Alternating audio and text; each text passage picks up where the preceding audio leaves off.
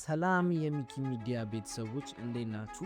በዛሬው ቪዲዮ ከ1000 ቪው አሪፍ ዶላር ሊያስገኝ የሚችል የዩቲዩብ ሀሳቦችን ነው የምናየው። እናም ለዚህ ቻናል አዲስ ከሆናችሁ ሰብስክራይብ ማድረግ እንዳትረሱ። ይህ ቪዲዮ ከተመቻችሁ ደግሞ ላይክ ማድረግ እንዳይረሳ። ወደ ቪዲዮ ነው።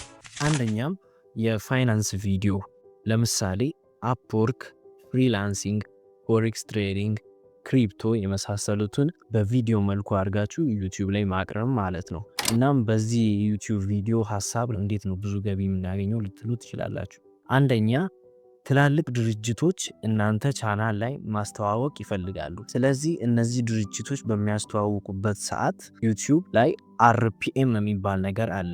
ይህ የሚያሳየን ከ1000 ተከታይ ስንት ብር እንደምትሰሩ ነው። እናም በዚህ ኒች ትንሽ የሚባል ገንዘብ አይደለም የምትሰሩት። ይሄን ማለት አፕወርክ ፎሬክስን ምናምን ስሩ ኮርስ ስሩ ማለት አይደለም። ምንድናችሁ ብላችሁ አስረዱ።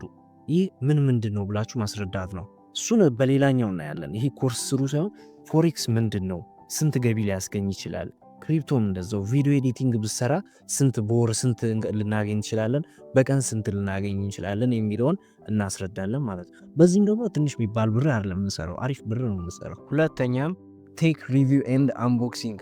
ይህ ማለት ለምሳሌ ብዙ ሰው ላያውቀው የሚችለውን ስልክ አምተን ስልኩ አሪፍ ነው ወይ፣ ስንት ጂቢ ነው፣ የፎቶ ሜጋፒክስሉ ስንት ነው፣ ካሜራ ኤፍፒኤሱን ቼክ ማድረግ